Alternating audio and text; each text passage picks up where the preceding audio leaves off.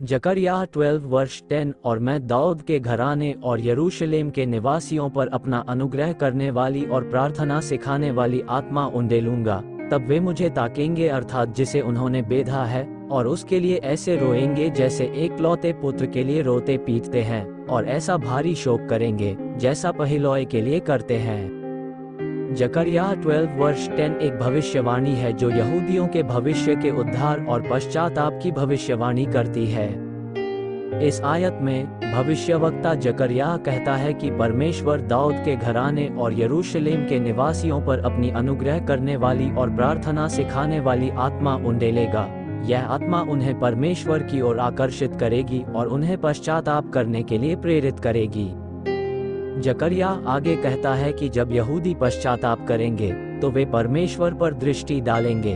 वे समझेंगे कि उन्होंने किसको ठेस पहुंचाई है और वे उसके लिए पश्चाताप करेंगे। वे उसके लिए ऐसे रोएंगे जैसे एकलौते पुत्र के लिए रोते हैं, और वे उसके लिए ऐसा भारी शोक करेंगे जैसे पहिलौए के लिए करते हैं। यह आयत हमें कई महत्वपूर्ण शिक्षाएं देती है। परमेश्वर अपने लोगों को बचाने और उन्हें पश्चाताप करने के लिए प्रेरित करने के लिए तैयार है। पश्चाताप के बिना हम परमेश्वर के साथ सच्ची शांति और समृद्धि प्राप्त नहीं कर सकते। जब हम पश्चाताप करते हैं तो हम परमेश्वर की कृपा और दया को प्राप्त करते हैं। यह आयत हमें आशा और विश्वास देती है। ये हमें याद दिलाती है कि परमेश्वर हमें बचाने और हमें पूर्णता तक पहुंचाने के लिए प्रतिबद्ध है। जब हम पश्चाताप करते हैं तो हम परमेश्वर के साथ सच्ची शांति और समृद्धि प्राप्त कर सकते हैं। व्यक्तिगत स्तर पर हम इस आयत को बहुत सारा तरीकों से लागू कर सकते हैं। हम परमेश्वर से अपने पापों के लिए क्षमा मांग सकते हैं। हम परमेश्वर की ओर दृष्टि डाल सकते हैं और उसके प्रेम और दया के लिए आभारी हो सकते हैं। हम दूसरों को पश्चाताप करने के लिए प्रोत्साहित कर सकते हैं। तारांकन जकरयाह 12 वर्ष 10 की वचन में कई तरीके हैं। कुछ लोग मानते हैं कि यह आयत मसीह के क्रूस पर बलिदान की भविष्यवाणी करती है। अन्य लोग मानते हैं कि यह आयत एक सामान्य भविष्यवाणी है जो सभी लोगों के लिए लागू होती है।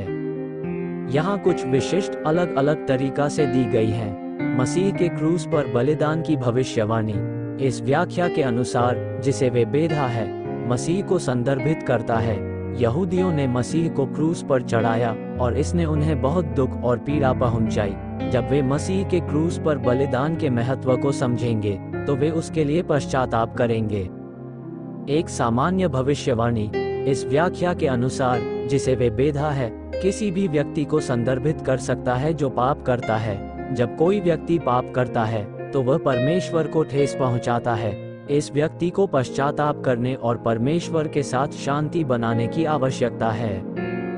यह निर्धारित करना कि कौन सी व्याख्या सही है मुश्किल है। हालांकि ये स्पष्ट है कि यह आयत पश्चाताप के महत्व पर जोर देती है। जब हम पाप करते हैं तो हमें पश्चाताप करने की आवश्यकता होती है ताकि हम परमेश्वर के साथ शांति बना सकें।